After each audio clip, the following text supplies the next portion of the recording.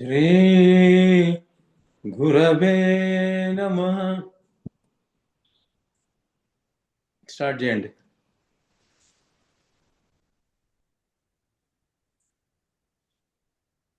ఇవాళ తొందరగా చెప్పుకుంటే మనం నెక్స్ట్ లైన్స్కి వెళ్ళిపోవచ్చు.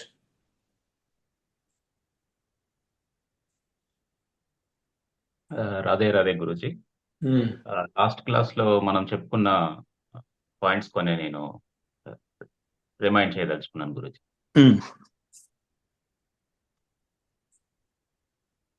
మొదటిది ఆదవ్ శ్రద్ధ.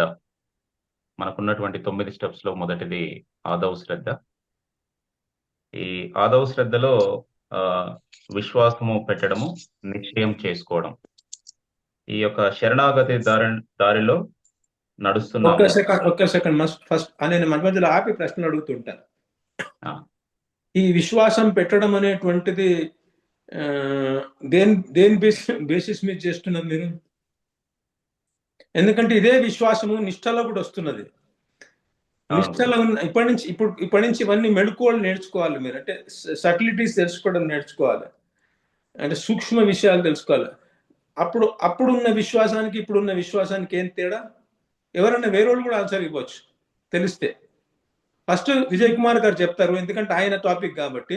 ఆయన చెప్పలేని పక్షంలో ఇప్పుడు ఆయన విశ్వాసం పెట్టాలి అంటున్నారు. ఇదేదో ఊతపతంలాగా కాకుండా మీకు అర్థమైందని నాకు తెలవాలి కదా.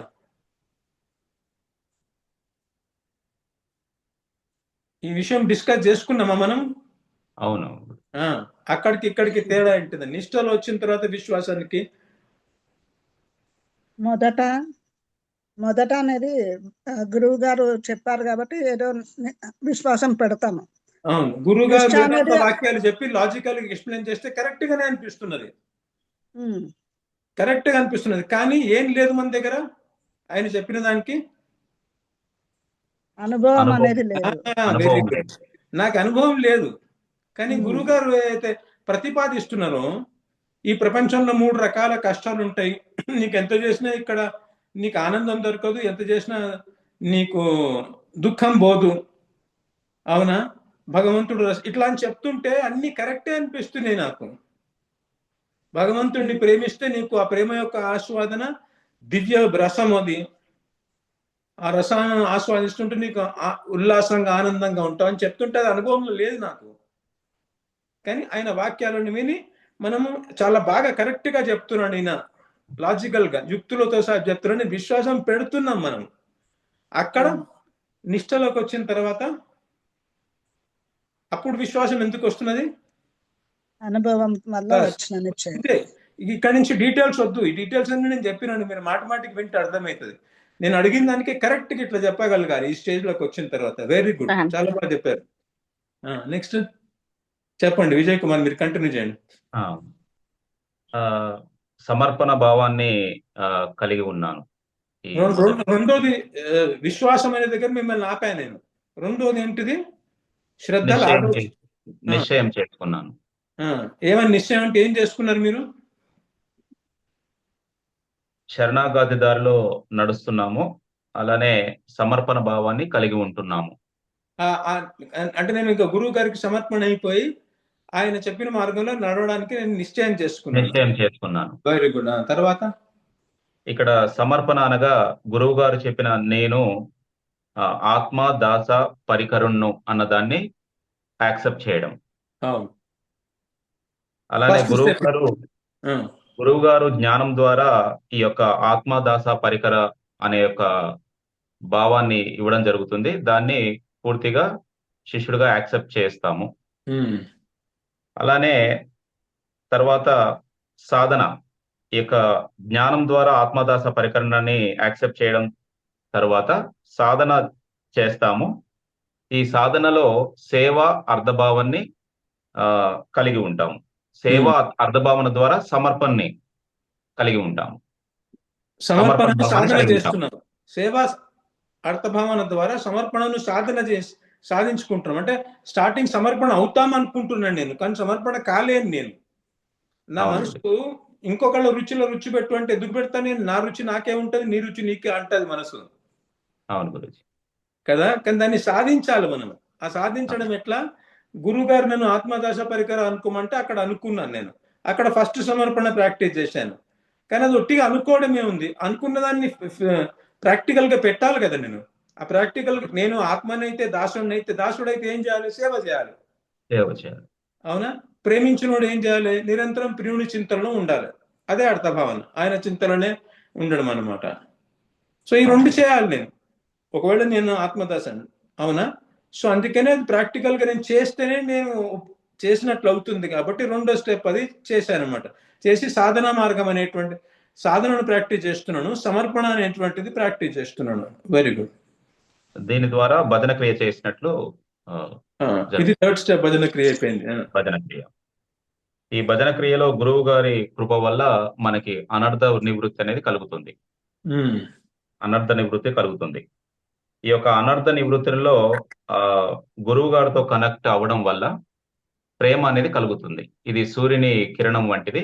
ప్రేమ యొక్క మొదటి బిందువు మనకు అనుభవంలో వస్తుంది. ఆ యొక్క ప్రేమ యొక్క మొదటి బిందువు నాలో పడినప్పుడు ఈ అనర్థ నివృత్తి జరిగి తద్వారా నిష్ట కలుగుతుంది. అనర్థ నివృత్తి జరుగుతుంది.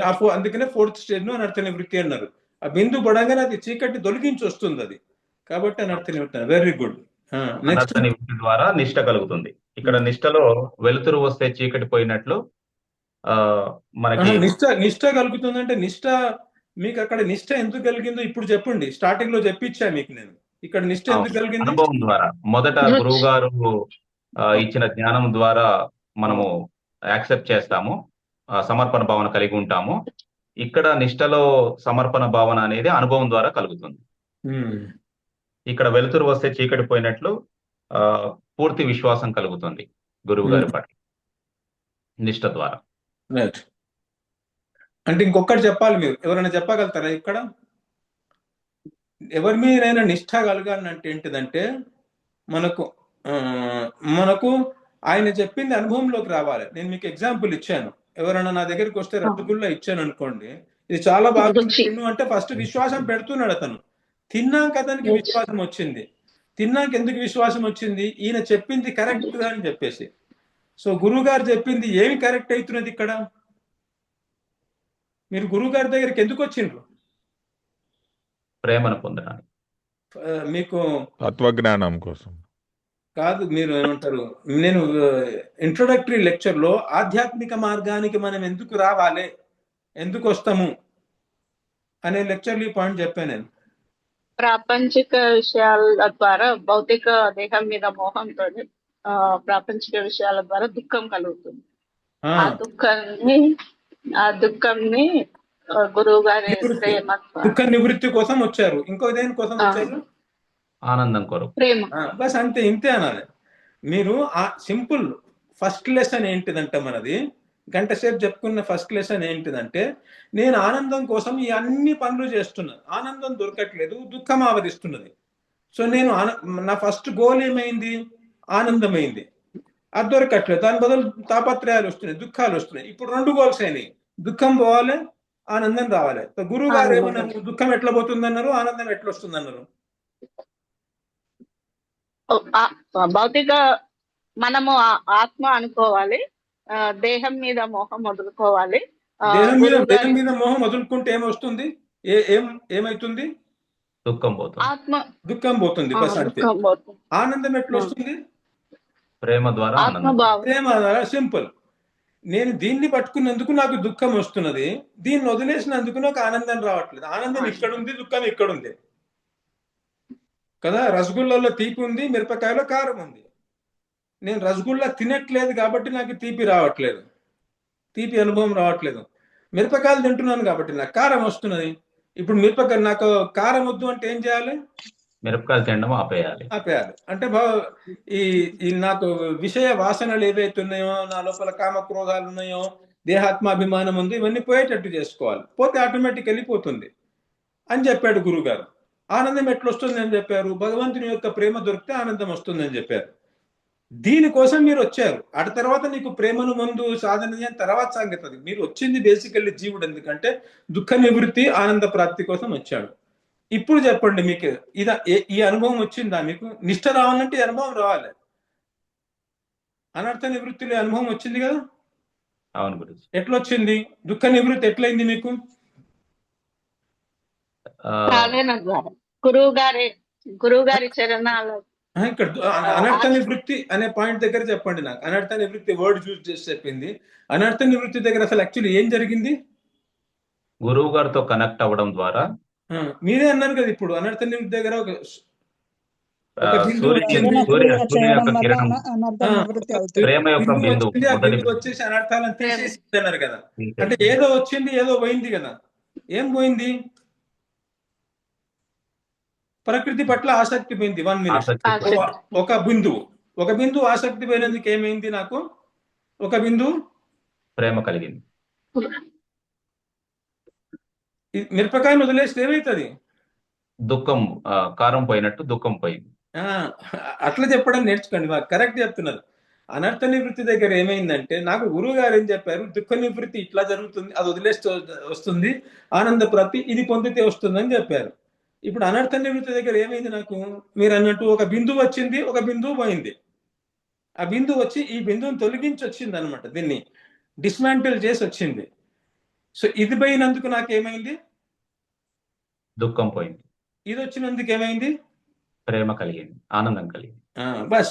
సో గురువు గారు చెప్పింది కదా, కరెక్ట్ అనుభవంలోకి వచ్చింది కదా. వచ్చింది. అందుకనే నాకు నిష్ఠ వచ్చింది అనమాట. నిష్ట వచ్చింది. అర్థం. Very good. నెక్స్ట్ ఇక్కడ ఉపాసన అనగా గురువు గారితో సమీపంగా ఉండే ప్రయత్నం, సమీపాన ఉండడాన్ని ఉపాసనగా చెప్పుకుంటాము. అలానే గురువు గారితో కనెక్ట్ అయ్యే ప్రయత్నాన్ని యోగం అంటారు. సాధన అనే యజ్ఞకుండంలో నా సత్వాన్ని హవిస్సుగా వేస్తున్నాను. దీన్ని యజ్ఞంగా భావిస్తాము. Very good. అలానే నాకు సంబంధించిన అన్ని ఐడెంటిటీస్ ని గురువు గారికి సమర్పణ చేస్తున్నాను. తద్వారా దేహాత్మ భావన నుండి నన్ను దేహాత్మక భావన ఉన్నంతసేపు గురువు నుండి నన్ను దూరంగా ఉంచడం జరుగుతుంది ఈ ఐడెంటిటీస్ ద్వారా. ఎప్పుడైతే ఈ ఐడెంటిటీస్ ని సమర్పణ చేస్తున్నానో తద్వారా గురువు గారితో కనెక్ట్ అవ్వడం ఈజీ అవుతుంది. ఈజీగా మనం గురువు గారితో కనెక్ట్ అవ్వడం జరుగుతుంది. ఐడెంటిటీస్ ని వదిలేయడం అనే కాదు, ఐడెంటిటీని వదిలేసి ఈ ఐడెంటిటీ ఏది చేస్తుందో అది చేయడం ద్వారా. ఈ ఐడెంటిటీని వదిలేయడంతోనే గురువు కనెక్ట్ కాను నేను. ఈ ఐడెంటిటీని వదిలేసి గురువు గారు ఏది చెప్తే చేస్తుండాలి నేను. గురుగారు సేవ చేయమంటున్నారు, గురుగారు గారు పరిచర్యలు చేయాలి, అర్థభావన చేయాలి. అది చెప్పడం వల్ల అవుతున్నది, వదిలేయడం వల్ల కాదు. అవును గురించి. రైట్. అంటే గురుగారితో ఏకాత్మ అవుతున్నాను. ఏకాత్మ కనెక్ట్ అవ్వడం.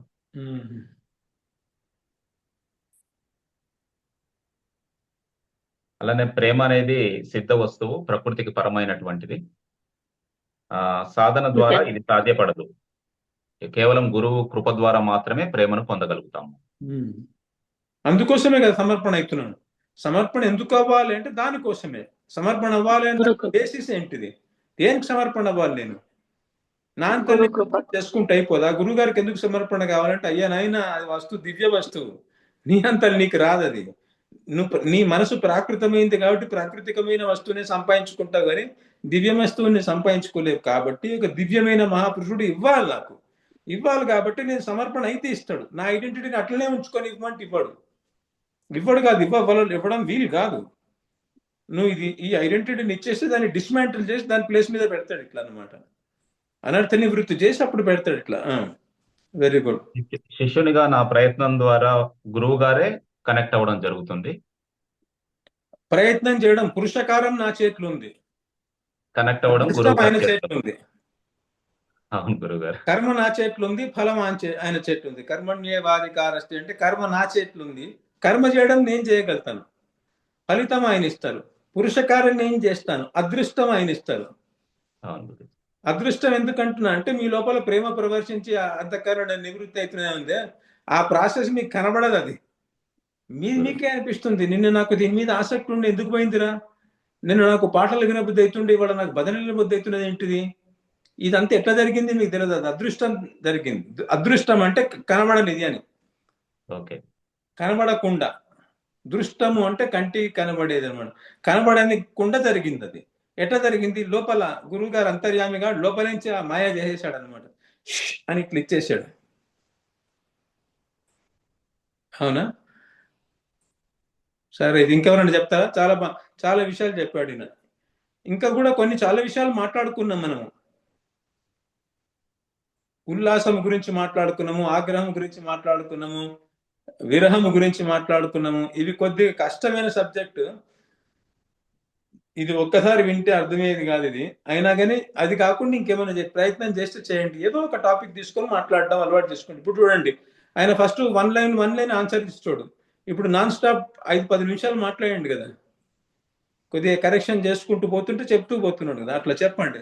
మీరు 1 మినిట్ నుంచి 2 మినిట్స్ ఇట్లా పెంచండి. మీరందరూ టీచర్స్ కావాలి రసోపాసనలో. అష్ట సాత్విక వికారాలు కలుగుతాయని. ఎక్కడ కలుగుతాయి? ఏ స్టేజ్ లో కలుగుతాయి? ప్రేమ మేనిఫెస్ట్ అయినప్పుడు. ప్రేమ ఎప్పుడు మేనిఫెస్ట్ అవుతున్నది? ఫస్ట్ బిందువు గురువు గారితో అనర్థ నివృత్తి ద్వారా. అనర్థ స్టేజ్ లో మేనిఫెస్ట్ అవుతున్నది. సో ఆ ప్రేమ అనేటువంటిది ఎనర్జీ. ప్రేమ అనేటువంటిది దివ్యమైన ఎనర్జీ అనమాట. అది ఆ దివ్యమైన అంటే కరెంట్ ఉంది కదా, అది ఎనర్జీ కదా. అవునా? మీరు బీవేర్ 440 వోల్ట్స్ అని రాస్తాడు. అవునా? మీకు తెలియదు అది ఏంటిదో. పోయి ఇట్లా ముట్టుకున్నారు అనుకోండి, ఆ ఎనర్జీ మీకు ఏమవుతుంది? ఇట్లా అయిపోతారు కదా. అవునా? ఎనర్జీ ఎప్పుడు ఫ్లో అయినా కానీ ఇట్లా అయిపోతాం, గద్గదం అయిపోతాం అన్నమాట ఎనర్జీ ఫ్లో వల్ల. అట్లాగే దివ్యమైన బిందువు ఒకటి మన లోపల పడే బరకలు ఏమవుతుందంటే ఒక్కసారి ఇట్లా గద్గదం అయిపోతాం. సో ఆ సాత్విక వికారాలు అనేటువంటి వస్తాయన్నమాట. సత్వోద్రేకం అవుతుంది. సాత్వికం అంటే చిన్మయము, చేతనతత్వానికి సంబంధించిందని. అంటే జడానికి ఆపోజిట్. జడమైన వస్తువుకు ఉండదు. ఏం చలనం లేకుంటే ఏంట్రా అట్లా బండరాయి లెక్క పడున్నాయి ఏంటిది అంటారు కదా. ఏం చలనం లేదా? ముళ్ళు పెట్టి కూర్చాను ఇప్పుడు నేను ఇట్లా అంటుంటారు కదా పెద్దవాళ్ళకి. మనం మాట వినకపోతే, చలించకపోతే ఇన్నిసార్లు ఎందుకు చెప్పించుకుంటావు నాతోటి కదా. జడమైన వాడుగా ఆ జడానికి ఆపోజిట్ అనమాట చైతన్యం అనేది. అది సత్వరజస్తము గుణాలనే సాత్వం అనేటువంటిది అదనమాట. సత్వోద్రేకం అవుతుంది. సత్వోద్రేకమైనప్పుడు ఆ సాత్విక వికారాలు వస్తాయి అనమాట. సాత్విక వికారాలు అంటే సత్వమునికి సంబంధించింది, అంటే చేతన తత్వానికి సంబంధించింది అది కదా. సో అష్టసాత్విక వికారాలు అనేటువంటివి మనకు స్టార్టింగ్ ఇక్కడ వస్తాయి. ఎక్కడ స్టార్ట్ అవుతుంది? ఫస్ట్ బిందువు వచ్చినప్పుడు స్టార్ట్ అవుతుంది. అవునా? స్టార్ట్ అయ్యి ఆ ప్రేమలోకి వచ్చే వరకు అనేది ఇంకా పూర్తిగా అసలు విహ్వలులం అయిపోతుంది అనమాట. అసలు ఆ దశనే వేరే. దాని గురించి మాట్లాడు కూడా వేస్ట్. ఈ కోర్సులో వేస్ట్. అట్లీస్ట్ కోర్స్ నెంబర్ 1లోనే అయితే వేస్ట్. 4th కోర్సులో మాట్లాడుకుందాం దాని గురించి. నెక్స్ట్ చెప్పండి. ఇంకా ఇంకేం నేర్చుకున్నాం మనం వీటి గురించి? ఆకలి, లౌల్యము, దీనస్థితి తర్వాత కర్ణక్రందనం వస్తుంది. విరహం అనేది అగ్ని. విరహంలో కన్నీటి దార వస్తుంది. విరహం వేరే. ఆ విరహాన్ని అగ్ని అన్నారు కదా. ఎందుకు విరహాగ్ని అని అంటే అది మనం తప్పింపజేస్తుంది కాబట్టి, విహ్వలనం చేస్తుంది. హిందీలో అట్పటాహట్ అంటారు అనమాట. నాకు వీలు కావట్లేదు, నా వల్ల కావట్లేదు. గురువు గారు మీ దర్శనం లేకుండా ఉండలేకపోతున్నాను, ఇట్లా కొట్టుకుంటున్నాను నేను. అవునా? ఎప్పుడు చూస్తానా మిమ్మల్ని అనిపిస్తున్నది అనే దాని ఉంది విరహం. అది ఏం చేస్తుంది? ఆ అగ్ని ఏం చేస్తుంది? విరహం వల్ల కన్నీటి దార వస్తుంది. అది కరెక్ట్. కానీ అగ్ని దహిస్తుంది కదా.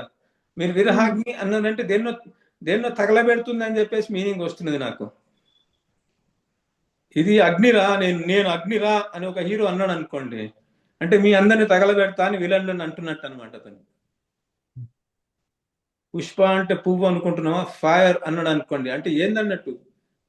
పువ్వు అంటే ఇట్లా వాసన చూపిస్తా అనుకుంటున్నావా? నేను తగలబెట్టేస్తాం అని అంటున్నట్టు అనమాట. ఫైర్ అంటేనే తగలబెట్టడం అనమాట.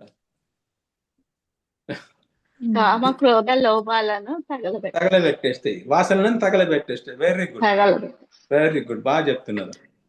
అవునా? ఇక్కడ ఏంటిదంటే ఉల్లాసం అనే దానికి చెప్పండి. ఉల్లాసం అనేటువంటిది ఇక్కడ వస్తుంది మనకు అని చెప్పాను కదా. ఆ ఉల్లాసం అనే వర్డ్ ఎందుకు వాడినాం మనము?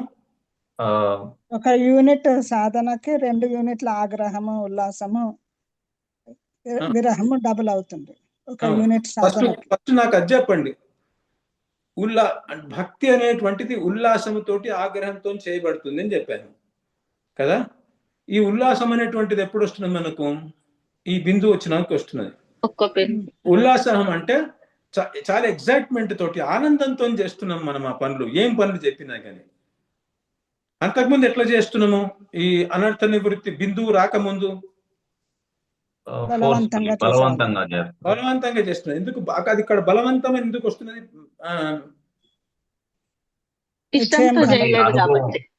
అక్కడ ఏంటిదంటే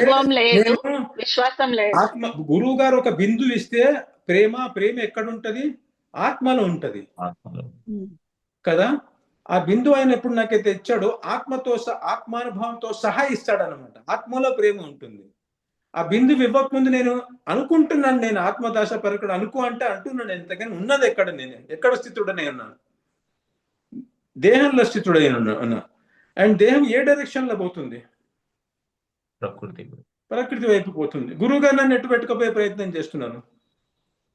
ప్రకృతికి పరంగా ఆపోజిట్ డైరెక్షన్ లో పట్టుకోబోతున్నారు. కాబట్టి నేను ఇటుపోతా అంటే ఇటుపోతే వాడిని లాగి ఇటు పడేయాల్సి వస్తుంది కదా. ఎవడన్నా అటు ఉరుకుతున్నాడు అనుకోండి, బయటికి పిల్లవాడు బయటకు ఉరుకుతున్నాడు అనుకోండి, ఉండరా లోపల ఉండు తిను అంటే నేను వద్దు ఆడుకుంటాను బయటకు అంటే వాడిని ఫోర్సిబుల్లీ గుంజాల్సి వస్తాయి కదా. సో అక్కడ ఫోర్స్ ఉంది, వాడికి అడ్డుకోవాలన్నది, మనం ఇటు పంపిస్తున్నాం వాడిని. ఆత్మానుభవం రాకుందంటే గురువు గారు ఆ బిందువు ఇవ్వకముందు ఏంటంటే ఫోర్సిబుల్లీ చేస్తున్నాను కదా. తత్వజ్ఞానం చెప్పారు, థియరిటికలీ అర్థమైంది, కానీ నేను రూటెడే ఉన్నా, ఆత్మదాస పరకుడు అన్నా కానీ ఫోర్సిబుల్లీ చేస్తున్నా. ఇది బాగా పట్టుకోండి మీరు. సో ఉల్లాసం అనే పదం ఎందుకు వచ్చిందంటే అక్కడ జబర్దస్తి చేస్తున్నా నేను. ఒకసారి నాకు బిందువు ఇచ్చిన తర్వాత గురువు గారు ఆ బిందువు అనేటువంటిది ఆనందదాయకమైంది కాబట్టి ఆనందంతో చేస్తున్నా. అండ్ ఆనందం దొరుకుతుందని తెలుసు కదా. ఇక్కడ నాకు ప్రూఫ్ అయిపోయింది కదా, లిస్ట్ వచ్చేసింది కదా. ఇప్పుడు నేను చేస్తుంటే ఒక పువ్వును నేను తెంపుతుంటే నాకు చాలా ఆనందం దొరుకుతుంది, మాల అల్లుతుంటే చాలా ఆనందం దొరుకుతుంది, నాకు తెలుసు కదా. ఇప్పుడు రసగుల్లా తింటే ఆనందంగా ఉంటుందని తెలుసు కాబట్టి మనం ఏదో ఏడుపు ముఖం పెట్టుకొని తినాం కదా రసగుల్లా. ఇష్టంతో తింటాం కదా, ఎగ్జైట్మెంట్ ఉంది. ఐఎమ్ ఎగ్జైటెడ్ అంటారు కదా. Do you want to eat one more rasgulla అంటే ఐఎమ్ ఎగ్జైటెడ్ అంటారు కదా. ఆ ఎగ్జైట్మెంట్ తినడం ఉన్నది కదా, దాన్ని ఉల్లాసం అంటారు అనమాట. సో అనుభవంలోకి వచ్చింది కాబట్టి ఇది నాకు ఆనందాన్ని ఇస్తుందని తెలుసు కాబట్టి ఏది సేవ ఇంకా అర్థభావన, ఆ సేవ అనే అర్థభావన ఉల్లాసాన్ని చేస్తామని వచ్చింది. ఇది బాగా క్లియర్గా అర్థమైంది కదా. నెక్స్ట్ టైం ఈ విషయాలు చెప్పండి. ఆ స్టార్టింగ్ విషయాలు బాగానే చెప్పారు విజయ్ కుమార్ గారు. ఈ ఉల్లాసము ఇక్కడ నుంచి చాలా క్లియర్గా చెప్పి ఇప్పుడు ఆగ్రహం గురించి చెప్పండి.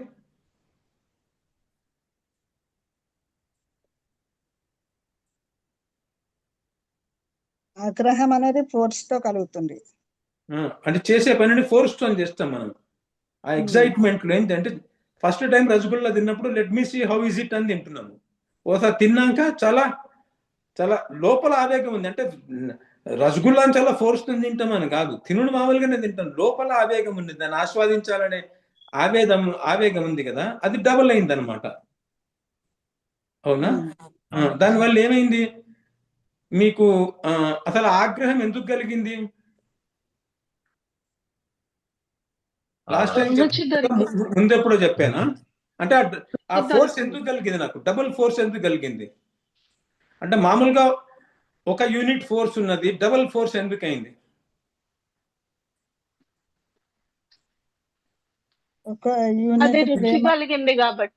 రుచి కలిగితే వెరీ గుడ్, కరెక్ట్. ఆసక్తి కలిగింది, రుచి కలగడంతో. ఈ విషయం నేను లాస్ట్ క్లాస్ లో చెప్పలేదు, అంతకుముందు చెప్పాను నేను. ఇంతకుముందు కామము తీరకపోతే ఏమైతుంది? కామం తీరకపోతే క్రోధం వస్తుంది. కామం తీరితే లోభం వస్తుంది. లోభం వస్తుంది. లోభం అంటే ఏంటిది? ఇంకా కావాలి, డబుల్ కావాలి, కాదు. 2 కావాలనిపిస్తుంది. ఇప్పుడు ఫస్ట్ అవునా, మీరు ఫస్ట్ టైం మాల్కి తీసుకుపోతే పిల్లవాడిని ఒక చాక్లెట్ కొంటాడు, చాలా మంచిగా అనిపిస్తుంది. నెక్స్ట్ టైం ఏమంటాడు? మమ్మీ 2 ఇప్పి మమ్మీ నాకు అంటాడు. అట్లా దాన్ని అనమాట. ఒక మామూలుగా లౌకిక ఉదాహరణ. సో మీకు డబల్ ఆ కామం తీరింది కాబట్టి, అంటే మీరు అనుకున్న తీరింది, ఆ ప్రేమను ఆస్వాదించారు కాబట్టి, మీకు నెక్స్ట్ టైం ఏమైతే ఉంటుందో అది అది సేవించాలనేటప్పుడు ఇట్లా డబల్ ఫోర్స్ తో వస్తుంది. దాన్ని ఆగ్రహం అంటారు అనమాట. అవునా? సో అట్లా డబల్ ఫోర్స్ వచ్చిన తర్వాత ఏంది? ఫోర్స్ డబల్ అయినందుకు ఏమైంది? ఆటోమేటికల్లీ ఇప్పుడు విరహం ఎక్కడి నుంచి పుట్టిందో చెప్పండి.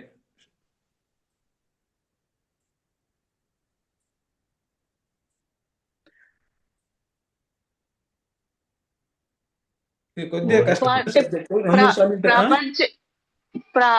ప్రకృతి పరమైన వాటి మీద విరక్తి కలిగింది కాబట్టి ఇక్కడ విరహం ఎందుకు పుడుతున్నది? నాకు ఆగ్రహం కలిగింది. డబల్ ఫోర్స్ తో చేయాలనిపిస్తుంది నాకు. యాక్చువల్లీ డబల్ ఫోర్స్ తో చేయడం అంటే ఇప్పుడు అక్కడ ఏంటిదంటే, లౌకికంగా పిల్లవాడికి ఉదాహరణ ఇచ్చినప్పుడు మనము ఒకసారి చాక్లెట్ తిన్నాక వాడు నాకు 2 చాక్లెట్లు కావాలి అంటున్నాడు, లేకపోతే ప్యాకెట్ అంతా కావాలి, బస్ అంతా కావాలి అంటున్నాడు. మమ్మీ ప్యాకెట్ అంతా కొనుక్కుందాము, రోజు 2 తింటాం, ఒక్కటే తింటాం మమ్మీ, ఎంతకన్నా ఎక్కువ తినా అని ప్రామిస్ చేసి మరి వస్తాడు. కానీ ఇంటికి వచ్చినాక పరిస్థితి వేరే ఉంటుంది. అమ్మ పడుకున్నప్పుడు ఒకటి, అమ్మ బాత్రూమ్ పోయినప్పుడు ఒకటి, స్కూల్కి పోయేటప్పుడు ఒకటి, ఒక్కొక్కటి తింటా ఉంటాడు, అది వేరే విషయం. కానీ వానికి డబల్ అయితే కలిగినందుకు 2 చాక్లెట్లు కావాలి అనిపించింది కదా. అట్లా ఇక్కడ నాకు ఆగ్రహం ఏదైతే లోభము కలిగినప్పుడు ఆగ్రహం ఏదైతే కలిగిందో, అట్లా డబల్ ఫోర్స్ మైండ్ లో నాకు కలిగిందో ఆ పని చేయడం పట్ల, ఏం పొందానన్న డబల్ ఫోర్స్ వచ్చింది నాకు. ఫస్ట్ ఏం పొందిన్నో దాన్ని డబల్ పొందాలి, సింపుల్ గా మ్యాథమెటికల్ గా ఆలోచించాను. ఫస్ట్ ఏదైతే పొందిన్నో దాన్ని డబల్ పొందాలనిపించింది నాకు. ఇప్పుడు ఏం పొందా నేను? ప్రేమ పొందాము. ఎంత? ఒక బిందువు కదా. ఇప్పుడు నాకు ఒక బిందువు పొందిన తర్వాత ఏమైందంటే లోభం పెరిగింది. అంటే 2 బిందువులు కావాలనిపించింది. ఆ 2 బిందువులు కావాలంటే నీకేమిటిదంటే డబల్ ఫోర్స్ కావాలి ఇక్కడ. లౌల్యం వచ్చిందంటారు. లౌల్యం అంటే కావాలనే ఇచ్చ. ఆ లౌల్యం అనే దాంట్లో ఆవేగం ఉంది కదా, ఆవేగాన్ని ఆగ్రహం అంటారు. డబుల్ ఫోర్స్ అయింది నాకు. అర్థమైందా? ఇది ఎట్లా పుట్టిందో అర్థమైందా? ఆగ్రహం అనేది ఎట్లా పుట్టిందో అర్థమైందా? నేను ఒక బిందువు, చెప్పండి ఎవరైనా చెప్తారా? ఒక బిందువుని ఆస్వాదించిన తర్వాత కామము తీరితే లోభం వస్తున్నది అనే ప్రిన్సిపల్ని బట్టి నాకు లోభం పెరిగింది. అంటే 2 కావాలి అని వచ్చింది. ఆ 2 బిందువులు కావాలంటే మీకేం కావాలి? మీ లౌల్యంలో లేకపోతే మీ సేవకలో ఏం పెరిగితే మీకు 2 వస్తుంది? ఆసక్తి కలిగితే, ఆగ్రహం పెరిగితే వస్తుంది. అవునా? ఏదైతే ఆవేగం పెరుగుతుంది, పని అదే కదా. గురువుగారు పూలు తీసుకోరారా అంటే పూలు తెంపడం నిన్న చేసినా కదా నేను. దాంట్లో నుంచి 2 బిందువులు ఎట్లా వస్తాయి నాకు? నిన్న పూలు తెమ్మంటే నిన్న పూలు తెచ్చాను, నిన్న ఆరతి చేయమంటే ఆరతి చేశాను, నిన్న గోసేయమంటే అదే చేస్తున్నా నేను. కానీ నిన్న నాకు దాంట్లో ఆనందం దొరికిన తర్వాత ఇప్పుడు నాకు లోభం పుట్టి 2 కావాలి అనిపిస్తున్నది. 2 కావాలంటే నేను 2 పూలు తెంపుతున్నానా, 2 సార్లు ఆరతి చేస్తున్నానా, ఆవును 2 సార్లు సాఫ్ చేస్తున్నానా, ఏం చేస్తున్నా నేను? ఆవేగం పెరుగుతుంది, పనదే చేస్తున్నా. ఆ ఆవేగం ఇట్లా డబుల్ ఫోర్స్ తో ఏదైతే చేస్తున్నానో నాకు కావాలి అని చెప్పేసి, అది నాకు ఏం ఫలితాన్ని చేసి పెడుతున్నది? డబుల్ బిందువులను తెచ్చి పెడుతున్నది. నా ఆగ్రహం పనిచేసే నా ఆగ్రహం చూసి గురువు గారు ఏం చేస్తారంటే నాకు 2 బిందువులు ఇస్తారు ఆ ఆగ్రహాన్ని చూసి. ఇప్పుడు క్లియర్ అయిందా ఈ కాన్సెప్ట్? చెప్తారా ఎవరైనా? నెక్స్ట్ క్లాస్ లో చెప్తారా? ఇప్పుడు చెప్పగలుగుతారా ఎవరైనా అర్థమైనట్టు? మొదటి బిందువు ప్రేమ కలిగినప్పుడు ఆ కోరిక తీరడం ద్వారా లోభం కలిగింది. అవును, కోరిక తీరి నాకు ఆనందం దొరకడం వల్ల, ఆనందం దొరకడం వల్ల లోభం కలిగింది. లోభం దొరికింది. లోభం అంటే ఏంటిది? ఇంకా కావాలని, ఇంకా ఎక్కువ కావాలనేటువంటి, ఇంకా ఎక్కువ కావాలి. డబుల్ అని ఉట్టిగా అనుకుంటున్నాను. డబుల్ 10 టైమ్స్ ఏదో ఒకటి డబుల్ అనుకుంటున్నాను. కావాలని కలిగింది. డబుల్ కావాలని కలిగింది. సో డబుల్ ఎట్లా రావాలి ఇప్పుడు నాకు? 2 పూలు తెంపాలన్నా, 2 సార్లు ఆరతి చేయాలన్నా? కాదు, దూడని ఎక్కువ తీసుకుపోయి సార్లు ఆవుతో 2 సార్లు పాలు తాగించాలన్నా ఏం చేయాలి నేను? ఆ ఆగ్రహం ఆవేశం ద్వారా గురువు గారు ఒక బిందువు స్థానంలో 2 ఆ బిందువుల లోపల ప్రేమ ఏంటంటే ఇస్తారు. 2 బిందువులు కావాలి కాబట్టి, లోపం కలిగింది కాబట్టి 2 బిందువులు కావాలని కోరిక కలిగంగానే నాకు ఉపాసన సాధన పట్ల డబుల్ ఫోర్స్ అయింది. ముందు చేసేదానికని డబుల్ ఫోర్స్ తో చేస్తున్నా దాన్ని, ఆగ్రహంతో చేస్తున్నా. అర్థమైంది కదా ఇప్పుడు క్లియర్ గా? వెరీ గుడ్, బాగా చెప్తున్నారు. డబల్ ఫోర్స్ తో చేస్తున్నందుకు ఏమవుతుందంటే నా ఆగ్రహం చూసి గురువు గారు నాకు 2 బిందువులు ఇస్తున్నారు. నా ఆగ్రహం చూస్తే నాకు అర్థమవుతుంది, నేను సేవ చేసే విధానం చూసి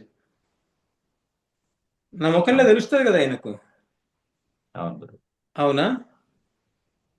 ఇప్పుడు పిల్లగాడు ఎట్లనైతే ముఖం పెడతాడో చాక్లెట్ కావాలి అన్నప్పుడు వాడు ముఖం చూస్తే తల్లికి అర్థమవుతుంది వీడికి 2 కావాలి, ఒకటి ఇస్తే వీడికి తృప్తి చెందదని.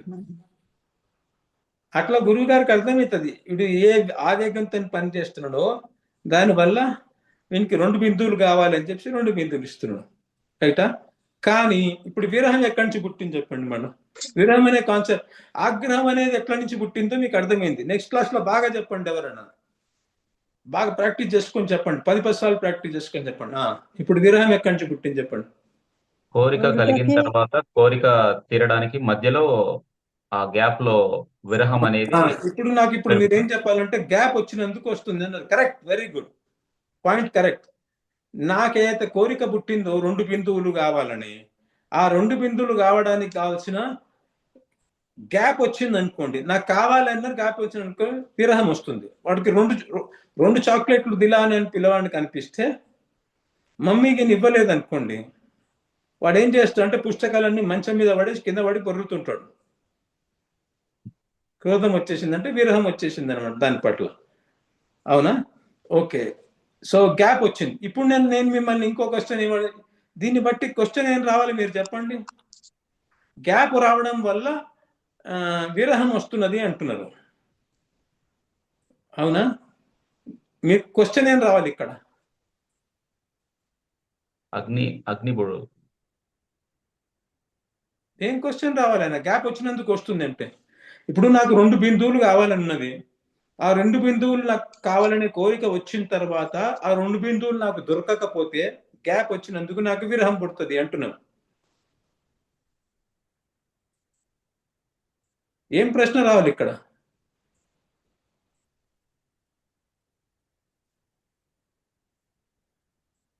విరహం ఎలా పోతుంది అనేది. నేను అన్నాడు ఎక్కువ కదా, గ్యాప్ సార్లు వచ్చినందుకు పుడితే అంటున్నాడు కదా. ఆ ఇదే గ్యాప్ ఎందుకు సెంటెన్స్ లో వచ్చింది క్వశ్చన్, గ్యాప్ వచ్చినందుకు పుడుతుంది అంటున్నాడు ఆయన. క్వశ్చన్ ఏం రావాలి మీకు? ఆ గ్యాప్ ఎందుకు వస్తుంది ఆ గ్యాప్ వెరీ గుడ్. ఇది అసలు ఆ గ్యాప్ ఎందుకు వచ్చింది చెప్పగలగాలి కదా మీరు. చెప్పండి, గ్యాప్ ఎందుకు వచ్చింది? నాకు 2 బిందువులు కావాలి,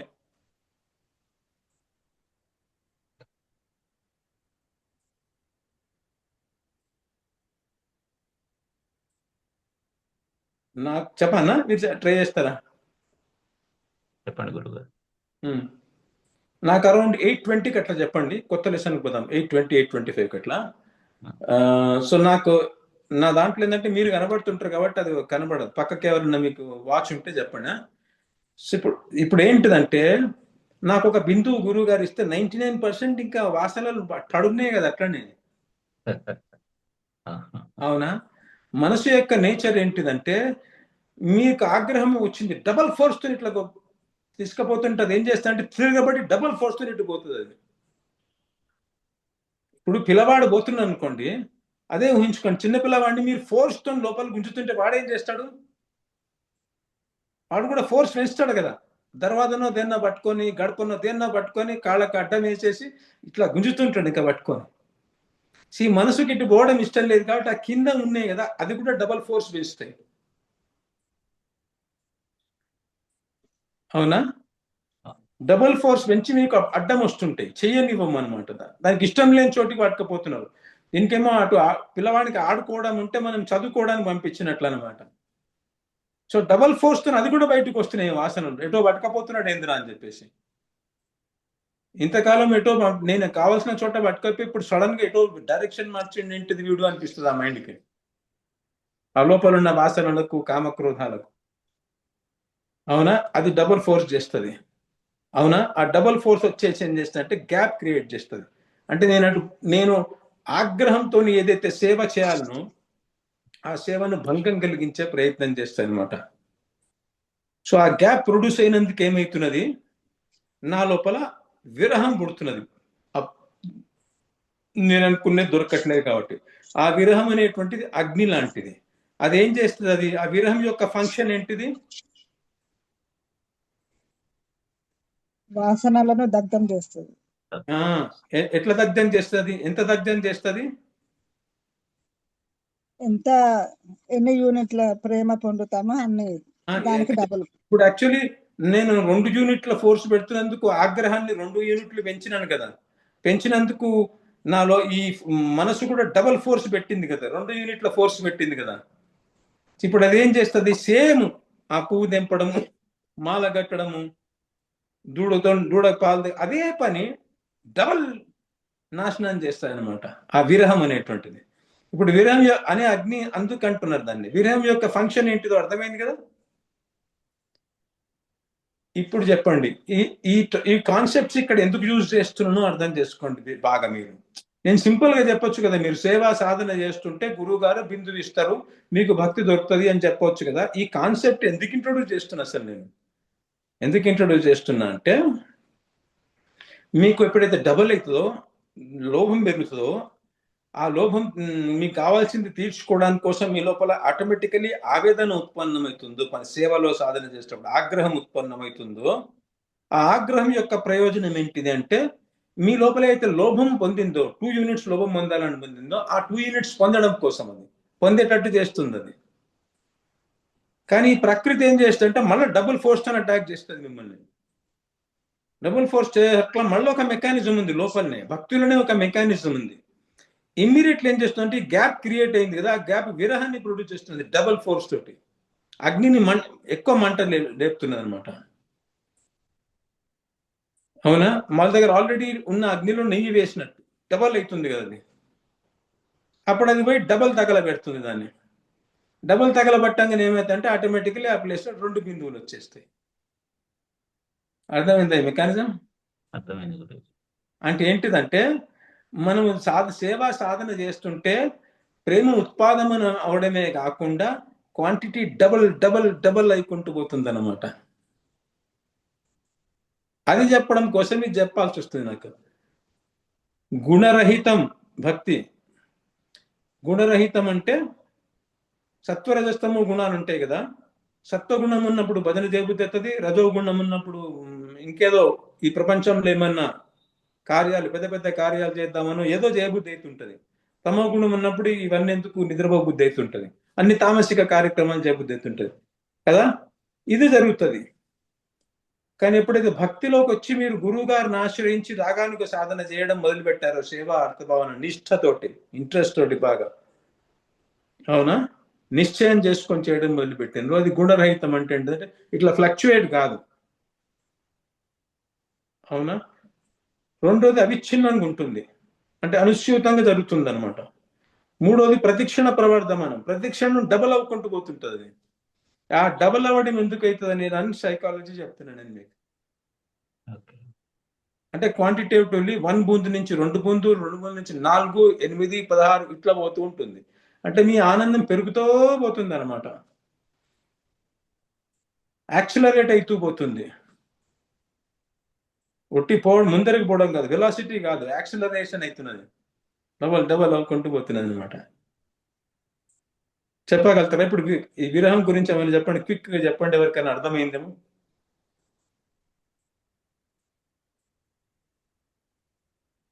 లోభం నేను చెప్పుకుంటూ వస్తారా? నేను ఒక బిందువును ఆస్వాదించాను, నాకు ఆనందం కలిగింది, అమృత తుల్యమైంది. అది ఆనందం కలిగిన తర్వాత నేను ఏదైతే కోరుకుంటున్నానో, అనాది కాలం నుంచి మనం పాడుకున్నాం కదా, లక్ 84 చలి ఆయి కవి పలహు కల నహి పాయి. అంటే 84 లక్షల మనుష్య జన్మలు దొరకకపోతే పోనీ కుక్క జన్మలలో దొరుకుతుందేమో అని చెప్పేసి తింటే బొక్కలు తింటుంటే ఆనందం వేస్తున్నా, కానీ ఎవడో వచ్చి దండ తీసుకొని కొడుతున్నాడు నన్ను, అక్కడ ఖాళీలో కొట్టేస్తున్నాడు. రోడ్ల మీద కుక్కలు కుట్టుకుంటా పోతున్నాయి, తెలుస్తాయి కదా. ఇది బాగాలేదు అని చెప్పి ఎలుకనే చూసిన, మంచిగా అట్లా రాత్రిపూట అందరు వన్నాక మెల్లగా ఉప్పులు పప్పులు దొంగతనం చేసుకొని తింటే అట్లా మంచిగా ఉంటుంది, ఏం పని చేయాల్సిన అవసరం లేదు నాకు అని. కానీ పిల్లి వచ్చి నన్ను తినడం మొదలుపెట్టింది. ఇది బాలేదని ఇంకేదో బల్లి అయి చూసిన నేను కదా. ఏమైనా కానీ నేను ఏదైతే నాకు కావాల్సింది భుజిస్తే ఆనందం దొరుకుతుంది, కానీ వెనకనే దుఃఖం ఆవరిస్తున్నది మళ్ళా ఏదో రకంగా. ఒక్క సెకండ్ నాకు పీస్ లేదు అంటున్నాం మనం అక్కడ.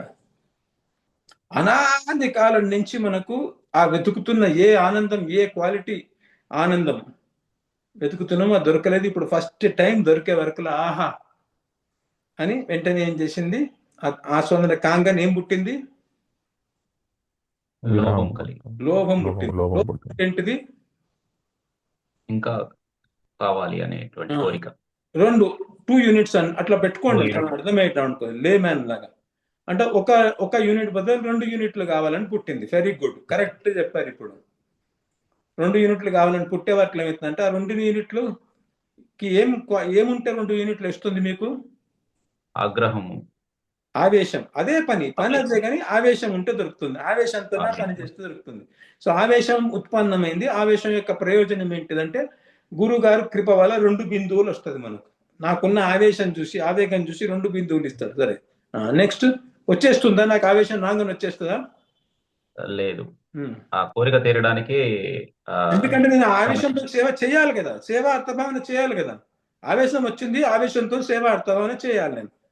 కానీ ఆ క్రమంలో విరహం పుడుతుంది. ఆ గ్యాప్ లో ఎందుకు వెంటనే ఆ ప్రేమ నాకు చేస్తుంటే నాకు చేయడానికి ఏమవుతున్నది, నేను ఆగ్రహంతో పని చేయాలంటే ఏమవుతున్నది అంటే ఆగ్రహంతో పని చేయడం ఏం చేస్తున్నట్లయితున్నది, నేను అటు ఆసక్తమైన మనుషులు డబల్ ఫోర్స్ తో ఇటు గుంజుతున్నట్టు అవుతున్నది. అవును గురుజీ. నాకు ఆవేగం కలిగింది అంటే ఏమైతున్నది అక్కడ సైకలాజికల్లీ, అటు రమిస్తున్న మనసును డబల్ ఫోర్స్ తో ఇటు గుంజుతున్నా. ఎందుకు, నాకు ఇక్కడ కలిగింది కాబట్టి కోరిక. అవునా, డబల్ ఫోర్స్ తో ఇటు గుంజే వరకు అది ఏం చేస్తున్నది, అంతే ఫోర్స్ తో ప్రకృతికి సంబంధించిన విషయాలు కూడా మనల్ని బ్యాక్ లాగుతా ఉంటాయి, తిరగబడుతున్నాయి. అంతే ఫోర్స్ తో చక్ మని ఇటు గుంజుతున్నది. నేను ఇటు గుంజే వరకు అది అటు గుంజుతున్నాను నన్ను. అవునా, గుంజే వరకు ఏమైంది అప్పుడు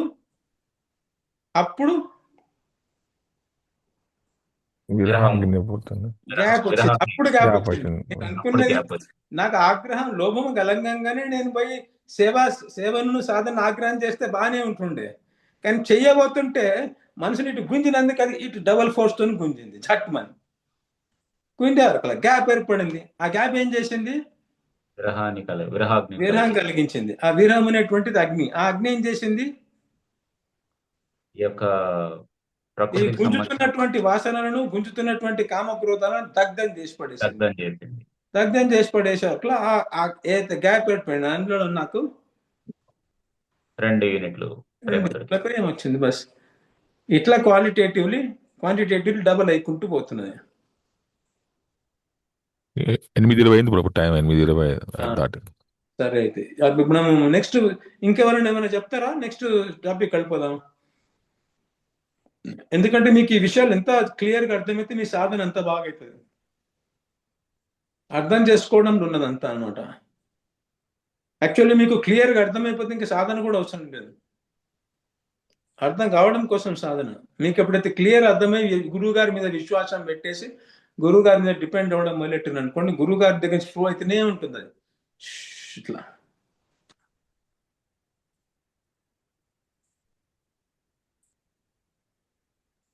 ఉందా ఏమైనా పాయింట్? ఇంకా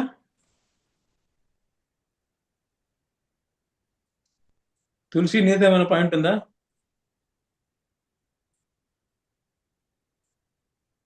ఏదో ఒక్కటి వీళ్ళు చెప్పండి, ఏదో ఒక్కటన్నా చెప్పు.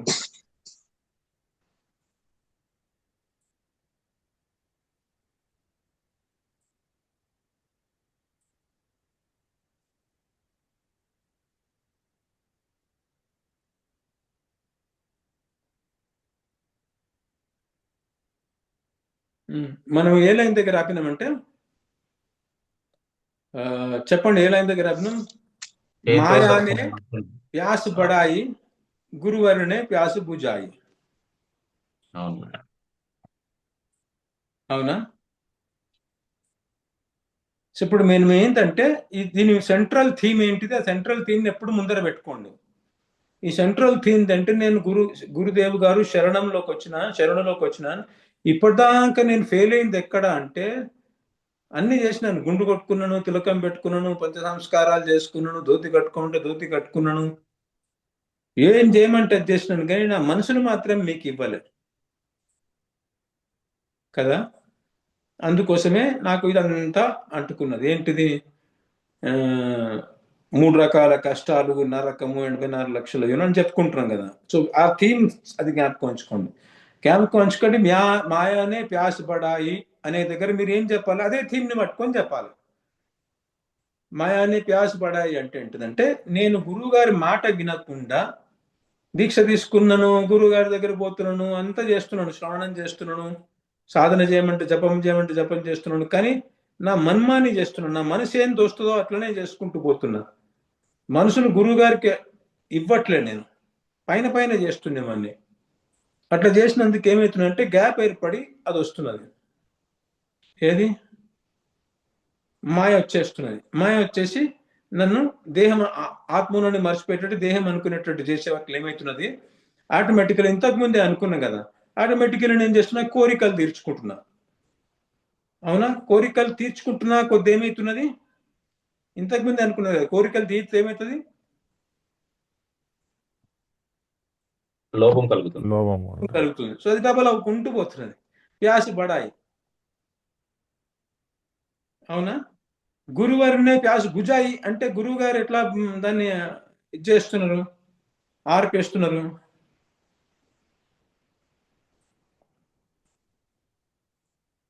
అంటే ఇప్పుడే చెప్పుకున్నాం కదా, గురువు గారు ఒక బిందు ఇవ్వడం వల్ల ఇదంతా అవుతుందని చెప్పుకున్నాం కదా మనం. ఇప్పుడు పెద్ద కథ. ఒక బిందు అవ్వగానే నాకు లోపం పెరుగుతుంది, లోపం పెరిగిన తర్వాత ఆవేగం పెరుగుతుంటే మాయ ఫోర్స్ పెంచుతుంది, మాయా ఫోర్స్ పెంచితే గ్యాప్ అవుతుంది, గ్యాప్ పెరిగితే విరహం పుడుతుంది, విరహం అనేటువంటిది అగ్ని, అది దహించేస్తుంది, దాన్ని అట్ట తగలబెట్టేటట్టు చేస్తున్నాడు అనమాట గురువు గారు నాకు ఆ మొదటి బిందువునిచ్చి. ఇదంతా ఇట్లా వెంటనే అల్లుకోవడం వచ్చేసేయాలి మీకు. అవునా? నెక్స్ట్ ఏం చెప్పాలి ఈ విధంగా మీరు, మాయానే ప్యాస్ బడాయి, గురువర్నే ప్యాస్ బుజాయి అంటే ఎట్లా బుజాయిస్తున్నాడు ఆయన అట్లా. నెక్స్ట్ లైన్ ఏమున్నది? భవసాగర్ భవసాగర్ గురునే భవసింధు సుఖాయి. భవసాగర్ తాహన పాయి, గురునే భవ సింధు సుఖాయి. భవసాగర్ తాహన పాయి, గురునే భవ సింధు సుఖాయి. गुरुदेव शरण में आए, अब तो लो मोहि अपनाए.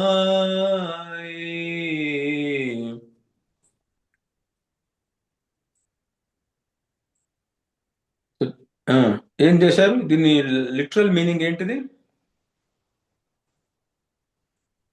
తాహనపాయ్ అంటే దాని ఒడ్డు దొరకట్లేదు, ఇదుతా పోతున్నా అనమాట.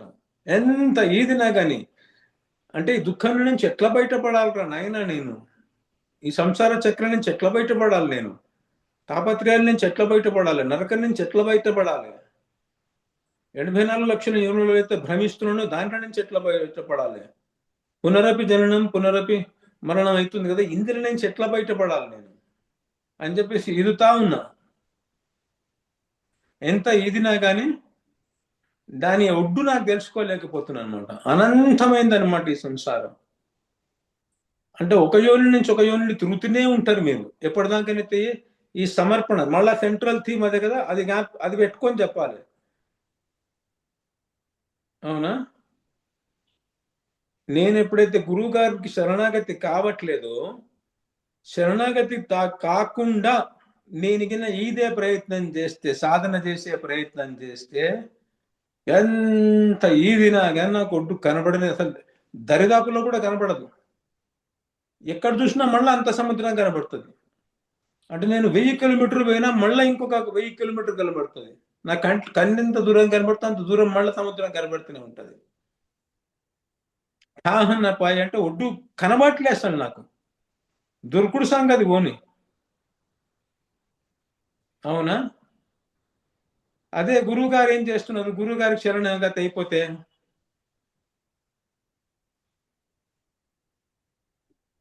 ఆ సముద్రాన్ని ఎండగొట్టేస్తున్నారు ఉన్న చోటుని. నేను ఈదట్లే, అది ఎండిపోయేటట్టు చేస్తున్నారు. ఆ ఎండిపోయేటట్టు చేస్తున్నారు అనే దాన్ని ఇంకో రకంగా ఏమొచ్చు, ఇంతకుముందు మనం మాట్లాడిన లాంగ్వేజ్ లో తగలబెట్టేస్తున్నారు అని చెప్పొచ్చు. ఉన్న పణంగా భస్మం చేస్తున్నారు దాన్ని. అవునా? ఎట్లా చేస్తున్నారు? సూర్యుడు వచ్చి కిరణాన్ని, నేను ఫర్ ఎగ్జాంపుల్ సూర్యుడు వెలుతురు లేదు, ఈ చీకటిని తొలగించాలని చెప్పేసి ఊడ్చుకుంటూ పోతున్నా అనుకోండి దాన్ని, చీకటిని ఇట్లా. అది ఎప్పటికైనా పోయేది అసలు. సూర్యుడు లేకపోయినందుకు కదా చీకటి ఉంది. అవునా? రశ్మి అభావాన్నే చీకటి అంటారు. సూర్యుడు లేకపోవడం ఉంది, వెలుతురు లేకపోవడాన్ని చీకటి అంటారు. చీకటి అని లేదు స్పెషల్ గా, వెలుతురు లేకపోతే చీకటి అని. అవునా? సో నేను దాన్ని ఏం చేసినా ఊడ్చి దాన్ని తీసేయలేను. ఎంత ప్రయత్నం చేసినా అది పోదు. సూర్యుడు ఒక్క కిరణం పడిందంటే చాలు, తెల్లారు లేవగానే ఎక్కడ మాయమవుతుందో మాయమైపోతుంది. అట్లనే గురువు అనేటువంటిది నా హృదయంలో ఎప్పుడైతే ఆ ప్రేమ అనేటువంటిది సూర్యుడు ప్రేమ అనే సూర్యుడిని నా హృదయంలోకి ప్రవేశపెడతాడో, అప్పుడు ఉన్న బలంగా సముద్రం అని మాయమవుతుంది. ఎక్కడ పోయిందిరా? నేను ఉన్న చోటనే ఉంటా, ఇక్కడనే ఉంటా, ఇదే ప్రపంచంలో ఉంటా. ఏదంటది నన్ను మాయకి సంబంధించింది? ఒక్క సెకండ్ల గురునే భవ సింధు సుఖ, ఒక స్థితి ఇట్లా ఆరిపోయేటట్టు చేస్తాడు గురువు గారు. అందుకనే మళ్ళా ఫస్ట్ లైన్కి పోవాలి. శరణాగతి లేనందుకు సముద్రం ఎంత ఎదుగుతున్నా నాకు చోరు కనబడట్లేదు, డెప్త్ కనబడట్లేదు, ఒడ్డు కనబడట్లేదు. కానీ ఎప్పుడైతే గురువు గారికి శరణాగతి అయిందో, నేను ఆయనకు సమర్పించేసుకున్నాను, అప్పుడు ఒక్కటే సెకండ్ అంతా మాయమైపోతున్నది. ఎంతని అర్థం? ఇది క్లియర్ అయిపోయింది కదా? దీని డీటెయిల్ చెప్పాల్సిన అవసరం లేదు. దీనికి కావాల్సిన ఫౌండేషన్ అంతా ముందే వేసేసిన నేను, ఎట్లయితుంది అని చెప్పేసి. నెక్స్ట్ లైన్ ఏంటిది? శరణాగతి శరణాగతి రాహ దిఖాయే, గురువర పర బలి జాయే. శరణాగతి రాహ దిఖాయే, గురువర పర बले जाए. गुरुदेव शरण में आए, अब तो मोहि अपनाए. गुरुदेव शरण में आए.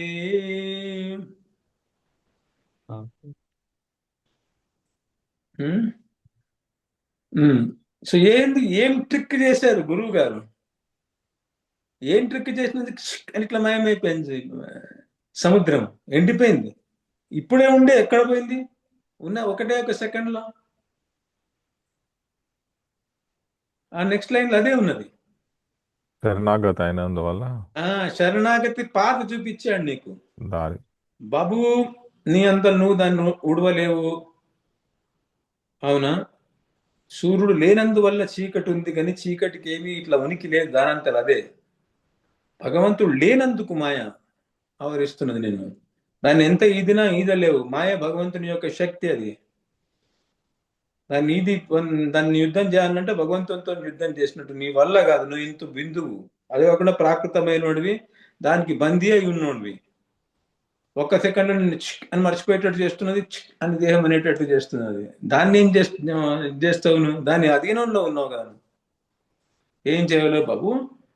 నువ్వు ఎక్కతక్క గడబడి చేయకు. సాధన చేస్తా, వేదం చదువుకుంటా, మీమాంస న్యాయం చదువుతా, హిమాలయాల్లో కూర్చుంటా, జస్ట్ ఆ గోల్డ్ పెంచుకుంటా, రెప్పలు పెంచుకుంటా, ఇట్లా గడబడి ఏం చేయకు. నువ్వు జస్ట్ సరెండర్గా నాకు, నా వల్ల కాదు, నువ్వేం చేస్తావు, నన్ను ఎట్లా లేపుతావు, ఎట్లా ఇది చేస్తావు?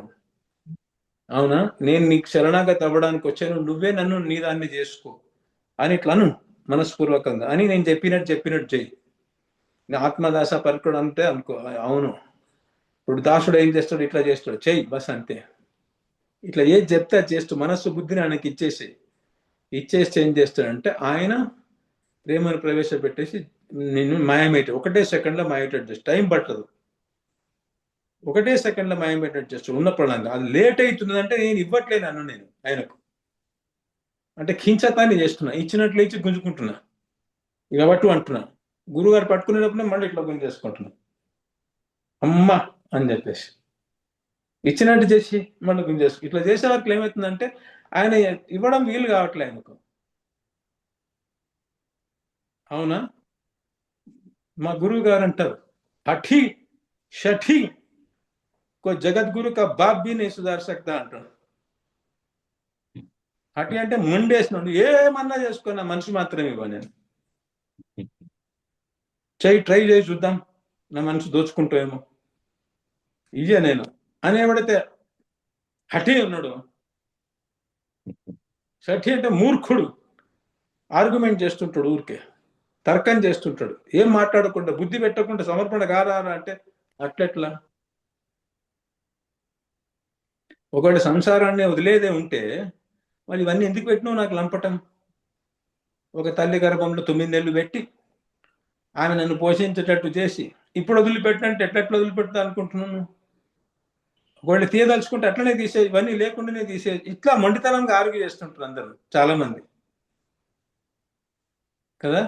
నీ దగ్గర శక్తి ఉంది కదా, ఈ సాధన చేయి, సమర్పణ చేయి, ఇదంతా అని వెళ్ళిపోవాలి మాయ. ఇట్లా మొండి వాదనలు చేస్తుంటారు అన్నమాట, పని చేయకుండా. ఈ మొండోండి, అవునా, మూర్ఖుండి, వీడిని జగద్గురు కాదు, జగద్గురు బాప్ వచ్చినా, మహాపురుషు బాప్ వచ్చినా ఏం చేయలేడని అనంతమైన అవతారాలు ఎత్తున్నాడు కదా కృష్ణుడు. పాపం ఓసారి నాకు జాలేస్తుంది కృష్ణుడి మీద, ఎందుకు వస్తాడు ఈ భూమి మీద, ఎవరికి ఇష్టమే లేదు నువ్వు అంటే అని చెప్పేసి వస్తాడు. తన మనుషులనే తెచ్చుకుంటాడు, లీలలు చూపించి, చూసినావా నా కృప వల్ల పూతన ఎట్లా వెళ్ళిపోయిందో, నా కృప వల్ల కుబ్జ ఎట్లా వెళ్ళిపోయిందో. వాడంతా అక్కడి నుంచి వచ్చిన వాళ్ళే. దుర్యోధను కూడా ఇక్కడ వాడేం కాదు, మనలాంటి వాడు కాదు కదా. ఆ జయ విజయ్ లాంటి వాళ్ళని పట్టుకొస్తాడు, డ్రామా చేస్తాడు. ఇక చూసినా వీళ్ళని ఉద్ధరించినా అని తీసుకొని పోతాడు. మీకు మోడల్ ఇచ్చిన కదా ప్రాక్టీస్ చేయండి అంటే ఇక్కడ ఒక్కడు చేయడు ప్రాక్టీస్. ఎందుకు బాబు నువ్వు వస్తున్నా, నాకు అప్పుడప్పుడు అనిపిస్తుంది ఎందుకు వస్తాడు ఇక్కడికి భూమి మీదకి అయినా అని చెప్పేసి, ఏం సాధిద్దామని వస్తున్నాడు. ఒక్కడికి ఇంట్రెస్ట్ ఉంటుంది చూడండి భూమి మీద. అసలు ఎవరైతే ఉద్ధరింపబడ్డారో వాళ్ళందరి చరిత్రలు వినండి. రాఘవేంద్ర స్వామి గారు ఎవరు అంటే ప్రహ్లాదుని అవతారం, అవునా. రామానుజుల వారు ఎవరంటే ఆదిశేషుని అవతారం. మధ్వాచార్యులు ఎవరంటే భీముని అవతారం. ఆయన ఎవరంటే అంటే అక్కడి నుంచి వచ్చిన వాళ్ళే ఉద్ధరింపబడి అటు నుంచే పోతున్నారు అనమాట. ఇక్కడి నుంచి తయారైన ఏమండి కనబడడం లేదు, ఎవరికి ఇష్టమే ఉంటుంది అనమాట కదా. నిర్ణయం చేసుకుంటాడు, ఏమన్నా గెలిచి చూపి నన్ను అని చెప్పేసి, నా మనసు దోచుకొని చూపి అని చేస్తాడు, మొండితనం చేస్తుంటారు అనమాట ఇక్కడ. సో సమర్పణ అయిపోతే ఒకటే సెకండ్ తీసుకుంటే ఈ శరణాగతి మార్గం అయితే, ఈ పాయింట్ బాగా వినండి. ఇక్కడ ఈ సమర్పణ అంటానికి శరణుమే అయ్యి అంటున్నాం కదా, సమర్పణ అవ్వడానికి కూడా ఏంటిదంటే అది ఎట్లా జరుగుతుంది. నేను మీకు ఉల్లాసం ఎట్లా జరుగుతుంది, ఆగ్రహం ఎట్లా జరుగుతుంది, అంతఃకరణ శబ్దం ఎట్లా జరుగుతుంది, ప్రేమ ఎట్లా వస్తుంది అని సైకాలజికల్గా చెప్తున్నా కదా. ఇక్కడ కూడా మంచిగా సూక్ష్మం పట్టుకోండి, మీకు అసలు శరణాగతి అంటే ఏంటిదో అర్థమవుతుంది. అవునా, మన స్వత్వాన్ని సాధనాన్ని హవిస్సులోకి వేయడం కదా, భస్మం చేసేయడం కదా. వేస్తుంది భస్మం అయిపోతే అనుకున్నాం కదా, అవునా. సో బలి చేసుకోవడం అనమాట అక్కడ. సో శరణాగతి, గురువు గారు శరణాగతి ఏదైతే దారి ఉందో ఆ దారి చూపించారు. దానివల్ల ఏం ప్రయత్నమే చేయాల్సిన అవ్వకుండా కేవలం శరణాగతి అయిపోయి, నువ్వు నా వాణ్ణివి, నేను నీ వాణ్ణి అని మనస్ఫూర్తిగా, అంటే ఒకటే సెకండ్ లో మాయమైపోతున్నది. ఇంత ఈజీ మార్గం గురువు గారు చూపించారు నాకు కదా అని చెప్పేసి నాకు అనుభవంలోకి ఎప్పుడైతే వస్తుందో, నేను శరణాగతి అయినందువల్ల ఆయన నాకు ఇవ్వడము, శరణాగతి అవుదామని వచ్చినందుకు నాకు చెప్పేసి ఏది నన్ను రీకాన్స్టిట్యూట్ చేసి ఆత్మదాస పరికుడులాగా నన్ను సాధన చేయించి ఇట్లయితే చేశారో, చేసే వరకు ఏమైందంటే ఆటోమేటికల్లీ నాకు అనుభవంలోకి రాగానే ఈ శరణాగతి మార్గం ఇంత ఈజీ మార్గం నాకు చూపించారు కదా అని చెప్పేసి నేను ఏం చేస్తా అంటే, గురువు గారి అయితే కృపతోటి కదా, నిరంతరం భగవంతుని లోపల మగ్నమై ఉన్నవాడు, దివ్య లీలను అనుభవిస్తున్నవాడు గురువు గారు నాలాంటి నీచ నికృష్టుడి కోసం, అధముని కోసం, దీనుడి కోసం, పతితుడి కోసం, నిరాధారుని కోసం ఎంతో కరుణతో వచ్చి తత్వజ్ఞానాన్ని ఇచ్చి ఇవన్నీ చేయిస్తున్నాడు, నాకు ఓపికగా చేయిస్తున్నాడు కదా. ఇటువంటి శరణాగతి మార్గంలోకి పట్టుకుపోతున్న చెప్పి నాకు తర్వాత ఆ మార్గంలోకి తనే చేయబట్టుకొని పట్టుకుపోతున్న ఈ గురువు గారి యొక్క ఈ దివ్య గుణం ఏదైతే ఉందో, ఆ గుణము చూసినప్పుడు ఏమైతామంటే, ఫస్ట్ ఇంకొక కాన్సెప్ట్ చెప్తున్నా, నేర్చుకోండి. ఫర్ ఎగ్జాంపుల్, మీకు మ్యూజిక్ ఇష్టం అనుకోండి, ఎవరైనా మంచి మ్యూజిషియన్ పాటలు చాలా బాగా పాడుతున్నారు అనుకోండి, అరిజిత్ సింగ్ లేకపోతే బాలసుబ్రహ్మణ్యం గారు ఎవరో, వాళ్ళు ఒక అద్భుతమైన పాట పాడేదానికి ఆహా ఇట్లా ఆహా అంటాం కదా మనం, బా ఏమి గానం అంటారు కదా, దీన్ని విభోర్ అవ్వడం అంటారు. అవునా? విభోర్ అంటే ఆహా అని ఇట్లా ఎక్సైట్ అయిపోవడం, బా ఏం గానం అండి అని చెప్పేసి. నాకు గానం అంటే ఇష్టము, ఆయన గానం చేస్తున్నారు కదా, అద్భుతమైనది గానాన్ని ఇస్తున్నందుకు నేను విభోర్ అయిపోతా అనమాట. అవునా? అంటే ఎనామర్డ్ అంటారు ఇంగ్లీష్లో, నాకు తెలుగులో సరిగ్గా పదం దొరకట్లేదు. అది చూసి నేను ఇదైపోతాను అనమాట, ఫిదా అయిపోతాను నేను. అవునా? ఫిదా అయినప్పుడు ఏంటిదంటే, ఆయనకు నా మనసు పారేసుకున్నానండి. I become a fan. Arijit Singh గారు ఫ్యాన్ అయిపోయాను నేను, రఫీ గారు ఫ్యాన్ అయిపోయాను అంటుంటారు కదా కదా, నా మనసును పాడేసుకున్నా అంటారు కదా, దాన్ని బలిహార్ అంటారు అనమాట. బలిహార్ బలిహార్ అంటుంటారు బృందావనంలో, మీరు వినుంటారు. ఇక్కడ బలి అంటే sacrifice. My mind is sacrificed for you, I know more. ఇంకా నేనంటూ ఏం లేదు, నువ్వే నేను అనే స్థితిలోకి వచ్చేస్తామన్నమాట. అర్థమైందా ఈ కాన్సెప్ట్ మీకు? మీరు యజ్ఞంలో వేసేది మీరు ప్రయత్నం చేస్తుంటే గురువు గారు ఎప్పుడైతే మీకు ఒక బిందువు ఇస్తారో, అప్పుడు గురువు గారి యొక్క కృప అంత అనుభవంలోకి వచ్చేసి ఆయన గుణాలకు, అంటే నాలాంటి వాడికి దిక్కులేనునికి, నిర్బలునికి కదా బలం ఇచ్చి, తనే తత్వజ్ఞానం ఇచ్చి, సాధన చేయలేకపోతుంటే తనే బలం ఇచ్చి, అంటే ఎనర్జైజ్ చేసి దాన్ని తనే సాధన చేసేటట్టు చేసి, మళ్ళీ సాధన చేసినందుకు ఒక బిందువునిచ్చేసి విరహాగ్ని కలిగించేసి, దాన్ని ఆగ్రహాన్ని కలిగించి విరహాగ్ని కలిగించేసి భస్మం చేసి, ఏ విధంగానైతే నాకు ప్రేమని ధార ఇస్తూ పోతున్నాడో, తను కనెక్ట్ అయ్యి, నేను ఎట్లాగూ కనెక్ట్ కాలేకపోతే ఆయన కనెక్ట్ అయ్యి, ఈ శరణాగతి మార్గంలో ఇదంతా జరుగుతుంది కదా. అవునా? ఇది నాకు చూపించిన ఆయన గుణం చూస్తే విభోర్ అవుతున్నాను, అంటే ఆయనకు అట్రాక్ట్ అయిపోతున్నాను. అట్రాక్ట్ అయిపోవడం వల్ల నేనేమైందంటే, నా హృదయం బలి అయిపోతున్నది అనమాట. అంటే నేను అనేది బలి అయిపోయి, నేను అయిన వాడిని, ఆయన నా వాడు అయిపోతున్నాను అనమాట. సో అక్కడ సమర్పణ జరిగింది, ఆ బలిహార్ అవ్వడం అనేటువంటి సమర్పణ జరిగింది అనమాట. ఇప్పుడు నేను శరణాగతి చేస్తున్నా, శరణాగతుడు ఎట్లా చేస్తాడో అట్లా చేస్తున్నా. కానీ శరణాగతి ఎప్పుడైనట్టయింది? గురువు గారు యొక్క కరుణ, గురువు గారి యొక్క కృపాళు నేచరు ఎప్పుడైతే నేను చూసి అనుభవంలోకి వచ్చిన తర్వాత, ఆ గుణానికి అట్రాక్ట్ అయిపోయాను, మనసు అట్రాక్ట్ అయిపోయి విభోర్ అయిపోయి, నా హృదయాన్ని ఆయనకు ఫిదా అయిపోయి, నా హృదయాన్ని, నా మనసుని ఆయనకు పాడేసుకోవడం ఉంది కదా, అది సమర్పణ అవడం. మనసును మయ్యేవ మన ఆదస్వ మై బుద్ధి నివేశ అంటే, నీ మనసును బుద్ధిని నాకు ఇయ్యి అంటే, ఇచ్చినోడు ఏం చేస్తాడో చేసే ప్రయత్నం చేస్తున్నాం అంతే. కానీ ఇక్కడ అంటే రసోపాసన సాధన అంటే ఏంటిదంటే, ఎప్పుడు మనం రసోపాసన అర్థభావన ఎందుకు చేస్తుంటాం? అర్థభావన చేయాలంటే, ఈ అర్థభావన బృందావనంలో ఉన్న వాళ్ళు కూడా అడుగుతుంటారు. అందరూ ఆచార్యులు నామజపం చేయమని చెప్పింది, కానీ వచ్చి ఆచార్యుల వారు ఏదో కొత్తగా వచ్చేసి అర్థభావన చేయంటాడని అన్ని సంప్రదాయ వాళ్ళు నన్ను అడుగుతుంటారు, ఏంటిది అర్థభావన చేయడం అని, ఎందుకు చేయాలని. అంటే అర్థభావన ఏంటంటే శ్రీకృష్ణుడి నామ రూప గుణ నీల ధామ పరికరాల్లో అయితే ఈ ప్రేమను మంచే గుణం ఉందో, ప్రేమను దీనులకు ఇచ్చే గుణం ఉంది కదా, పతిత పావనుడనే గుణము, భక్తవత్సలుడనే గుణము కదా, నిర్బలునికి బలమే ఉండడము, నిరాధారునికి ఆధారమే ఉండడము, అధములను ఉద్ధరించేవాళ్ళు, పతితులకు పావనం చేసేవాడిని, ఈ గుణం శ్రీకృష్ణుడు ఏతుందో ఆ అర్థభావనలో ఈ గుణాలన్నీ వర్ణించబడి ఉంటాయి అన్నమాట. ఆ గుణాలకు ఎప్పుడైతే నేను ఫిదా అయిపోతానో, అనుభవంలోకి వచ్చిన తర్వాత నా కోసము ఆయన ఇన్ని లీలలు చేసిపోయాడు. మాటిమాటికి భూమి మీదకి వచ్చి లీలలు చేస్తున్నాడు. నేను సరిగ్గా నేర్చుకోకపోతే, ఇప్పుడు పాఠం అర్థం కాకపోతే మళ్ళీ నేర్చుకోవాలా అంట కదా. సో అట్లా అర్థం కాకపోతే భాగవత రూపంలో తనే వ్యాసుడిలాగా వచ్చి దాన్ని రచిస్తున్నాడు. మళ్ళా రసికాచార్యుడు కీర్తన రూపంలో రచిస్తున్నాడు. ఏదో రకంగా తను నాకు అవైలబుల్ అయి ఉంటున్నాడు కదా.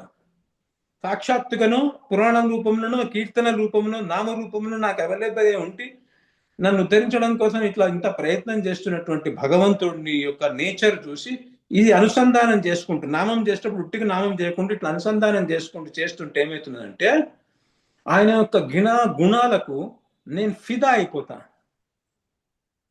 అట్రాక్ట్ అయిపోతా. కృష్ణుడు అంటే ఆకృష్టం చేసేవాడు అనమాట. పరమహంసుల యొక్క చిత్తములను కూడా హరింపు చేసేవాడు అని చెప్పేసి, ఆకర్షించేవాడు అని కృష్ణుడు అంటే. అవునా? సో నేను ఆకృష్టుడిని ఎప్పుడైతే అయిపోతానో, ఫిదా అయిపోతానో, ఆటోమేటికలీ నేను బలిహార్ అయిపోతాను. అంటే ఆయనకు నేను ఎప్పుడైతే ఆకృష్టుడిని అయితానో నా స్వత్వం వెళ్ళిపోతుంది. ఆటోమేటికలీ నేను ఆయన దాసుడిని అయిపోతాను. ఇప్పటి నుంచి నేను ఈయనకు దాసుడిని. నేను ఈ కృష్ణుడిని, చంద్రునికి చకోరముని. కృష్ణుడు అనేటువంటి స్వాతి మన నక్షత్రంలోని బిందువుకు నేను ఇది చాతక పక్షిని. సో ఆయనకు ఇదైపోతా. లేకపోతే ఆయన చరణాల బిందువులో ఉండే మకరందాన్ని ఆస్వాదించే భృంగిని, భ్రమరముని. ఇట్లా అంటుకుపోతుంది అనమాట. నేను అట్లా అంటుకుపోయినప్పుడు నేను పోతేగా, అంటే నేను నా కోరికలన్నీ వెళ్ళిపోతాయి. ఆయన లోపల ఇట్లా ఆవిష్టుడైపోయి ఉంటా. భ్రమరములాగా, చకోరంలాగా, చాతకిలాగా, ప్రియుడులాగా. ప్రియుడు అంటే ఏంటంటే ప్రేమికుడు ఎవరంటే ప్రియునిలో పూర్తిగా ఆవిష్టుడైపోయి ఉన్నవాడు అనమాట. ఆయన ఆ ప్రేమనే ఆస్వాదిస్తున్నవాడని. సో అట్లా నేను కాకుండా పోయి ఆయననే నేను అయిపోయి ఉంటానమాట. ఆయన రుచే నా రుచి అనే స్థితి అంటే ఇక్కడ సమర్పణ జరుగుతున్నది. సమర్పణ ఎక్కడ జరుగుతున్నది? విభోరై బలిహారి అయినప్పుడు సమర్పణ నిష్పన్నం అవుతున్నది. అప్పటిదాకా శరణాగతి మార్గం నడుస్తున్నాం అన్నమాట. శరణాగతుడు ఏం చేస్తాడో చేసే ప్రయత్నం చేస్తున్నాము. కానీ గురువు గారు శరణాగతి మార్గం చూపించిన తర్వాత ఒక బిందువు వచ్చేసి సముద్రాన్ని ఇట్లా తీసేస్తాడు కదా. అప్పుడు ఆ గురువు గారి యొక్క గుణము, ఆ శరణాగతి మార్గము చూపించి ఆ మార్గంలో నడిపించిన గురువు గారికి నేను బలి అయిపోతాను. విభోరైతే బలి అయిపోతాను. బలి ఆయన వాడిని అయిపోతాయి, పూర్తిగా కబుర్ని చేసుకుంటా. ఆయన అంటే ఆయన చరణాలను వదిలేడినాడు. తర్వాత సమర్పణ అయిపోయినాయి. అప్పుడు ఆయన వాడిని అయిపోయినాను. అర్థమైందా? అందుకనే లాస్ట్ లైన్ చెప్పుకుందాము, ఎందుకంటే అయిపోవచ్చింది కాబట్టి. లాస్ట్కి ఏమున్నది లైన్? శరణాగతి రాధికాయి గురువారు పరు బలి జాయ్.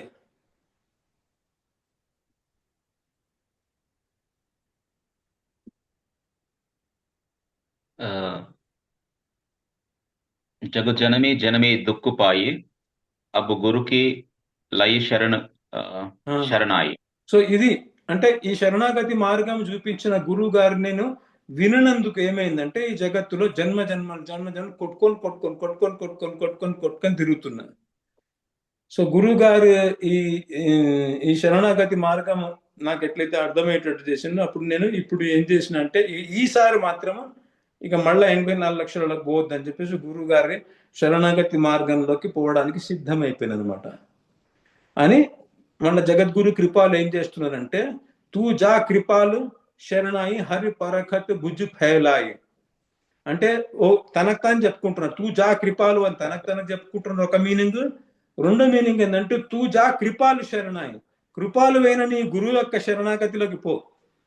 శరణాగతి మార్గం చూపించి తనే శరణాగతి మార్గంలోకి నడిపించినటువంటి గురువు గారు ఏదైతే ఉన్నారో తూ జా, ఓ మనసా, మనశిక్ష అంటారు దీన్ని, మనశిక్ష ఇస్తుంటారు, వినుంటారు మనసా. అవునా, ఎందుకే నీకింత ఆశ, ఎందుకే నీకింత అని పాటలు రాస్తుంటారు కదా, దీన్ని మనశిక్ష.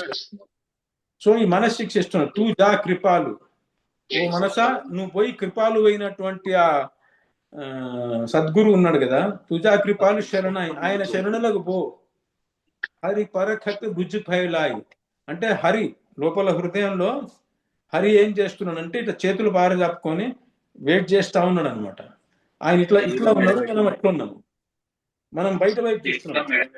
పరాంచికాణి వృత్తిన స్వయంభూ తస్మాత్ పరాం పశ్యతి నాంతరాత్మన్, అంటే మన ఇంద్రియాలు అటువైపు చేసిండు కాబట్టి స్వయంభూ అంటే బ్రహ్మదేవుడు, ఖాని అంటే ఇంద్రియములు, పరాంచి అంటే అటువైపు, ఖాని ఇంద్రియములను చేశాడు కాబట్టి తస్మాంగ్ పరాంగ్ పశ్యతి నా అంతరాత్మన్, లోపల చూడడు. కశ్చిత్ ధీర, ధైర్యవంతుడు, అంటే నేను ఇటు తిరుగుతుంటే అది తిరగబడుతున్నది కదా మనసు, అది తిరగబడినా పర్వాలేదని చెప్పేసి ఇటు ఎవరైతే తిరిగిందో ఆవృత్త చక్షుల అమృతత్వం ఇచ్చాను, ధైర్యవంతుడు అనేటువంటి వాడు ఇటు తిరుగుతాడు అనమాట. ఎందుకు? చక్షులను ఇటు తిప్పుతున్నాడు, అటు ఉన్నాయి ఇటు తిప్పి, ఎందుకు? అమృతత్వం పొందాలని. ఇక్కడ భగవంతుడు ఇట్లా అంటే మనకు ఉపనిషత్తులో చెప్తారనమాట, ఒకటే చెట్టు మీద రెండు పక్షులు ఉన్నాయి, ఒక పక్షి ఏమో చూస్తున్నది, మళ్ళీ రెండో పక్షి ఏమో పండు తింటున్నది అని చెప్పేసి. సో ఈ ఇట్లా చేతులు పారజాపుకొని నన్ను కౌగిలించుకోవడానికి, ఎప్పుడు అమృతత్వాన్ని ఇద్దామా, ఎప్పుడు రసాన్ని ఇద్దామా అని ఇట్లనే లోపల వెనకకే ఉన్నాడు ఆయన, అన్నిటికన్నా క్లోజెస్ట్ ఆయన్నే ఉన్నది. నాకు అందరు కనబడుతున్నారు, ఎక్కడెక్కడో ఉన్నాడు కనబడుతున్నాడు, అమెరికాలో ఉన్నాడు కనబడుతున్నారు, పిల్లలు మనమలు, ఈయన కనబట్లే, దగ్గరనే ఉన్నా కానీ ఇట్లా తిరగంగానే ఆయన పట్టేసుకుంటాడు.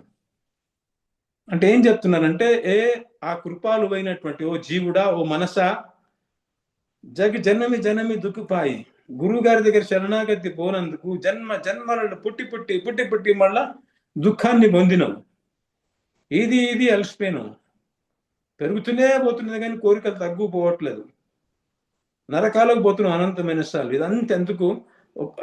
ఆ కృపాలు అయినటువంటి నీ ఒక్క సెకండ్లో ఎండగొట్టేయగలుగుతాడు ఆయన శరణాగతి మార్గం చూపించి. అట్లాంటి గురువు గారి శరణులకు పో.